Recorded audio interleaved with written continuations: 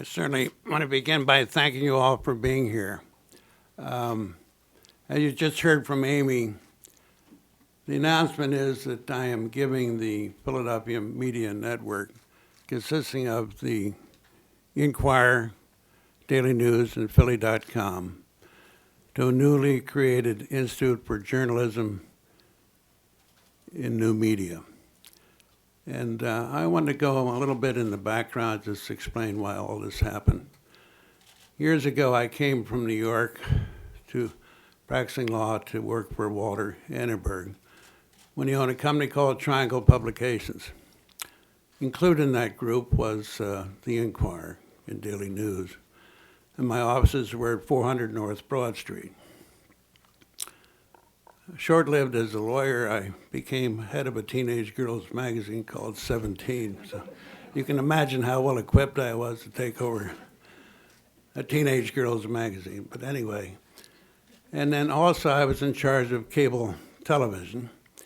Walter decided to sell cable, and I went to him and said, could I buy one of your cable systems?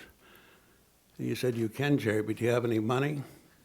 I said, no, but let me try. So I got two gentlemen to put up the money. On the commitment, I'd double their money in 5 years, which I did, and bought the company. We sold the company to Comcast in 2000. I had more money than I ever thought I would have. And how many homes, how many boats, how many whatever can you buy and then run out of money? So I felt money is a responsibility when you have that kind of wealth. So I've tried to do right by it. And then perhaps the greatest opportunity came with the ownership of these newspapers. Walter Annenberg sold the Inquirer and Daily News in 1969 for $20 million under what he was offered by another bidder.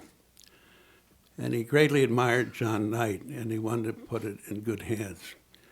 Well, I'm trying to do the same thing. And so the original thought was to put PMN, Philadelphia Media Network, into a 501c3 and make it a charitable organization. And after due thought, that was not a good idea because the newspapers would be inhibited in their editorial coverage. For example, they could not endorse a candidate for office. So the next step was to figure out, and that's how the Institute was formed, because that is a 501c3, thanks to being under the umbrella of the Philadelphia Foundation.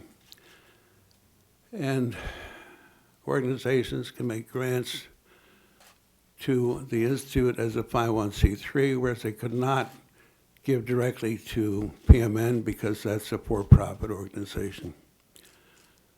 My advisor, David Scissor, is sitting here. Is that correct, David? Thank you. So inhibited in not being able to give, you could give the money to PMN, but you couldn't take a tax deduction, so it's not really. And if you're a William Penn organization or Pew, you can't give to a for-profit. So with this new structure, which apparently is complicated, but to simplify it, you have the Institute, which is a tax-free and has a for-profit PMN organization under it as a subsidiary. And I think it's a perfect combination where, charitable organizations, even the public, they could have memberships and so forth and give to the Institute as a tax-free 501c3 organization. So it's, I think, a perfect combination for the future of journalism in Philadelphia. I thought, in the beginning of this, I never expected to be an owner. As you know, we were in a competition with another owner, and Louis Katz and I, even though we didn't expect to be, became the owners. And then unfortunately, Louis died 3 days later, and I became the sole owner. And but again, going back to, what would this city be without the Inquirer and Daily News? Ask yourselves, what other organization supplies the investigative reporting and the other coverage that the 230 journalists cover? What radio station, what TV station, what .com? None provide the journalism so needed by this region than these news organizations. So this is all designed, hopefully, to perpetuate journalism. It doesn't mean that PMN doesn't have the current challenges. It has still, but hopefully they'll receive grants to promote journalism, such as the Wyckoff Foundation has done, the Knight Foundation has done, the Ford Foundation with the Los Angeles Times, the Washington Post. There are examples of they're doing what we're trying to create here. So it's, I think, an opportunity which I very much enjoyed putting some definition to. I want to thank Richard Fox, the architect at Dewar Paxton, who's helped me create this complicated structure. Would you stand up and be recognized, Richard?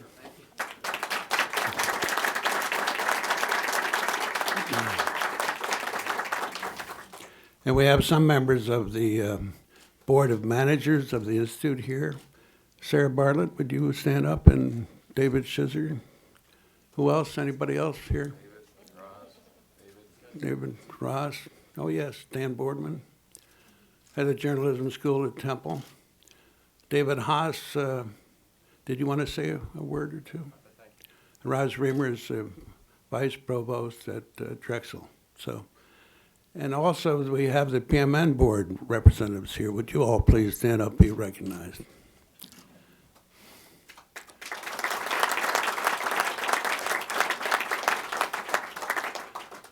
And I think I probably said enough. The next step for me is to introduce Pedro Ramos. The Philadelphia Foundation is the foremost community foundation of Philadelphia in this region, formed in 1918. And I can't think of a more appropriate umbrella organization than the Philadelphia Foundation, because they're here to benefit the region here of Philadelphia. And because we're joining with them, we have a tax-free status. So, but Pedro and his board are here. Before I ask Pedro to come up, would you please, members of the board of the Philadelphia Foundation, please stand up.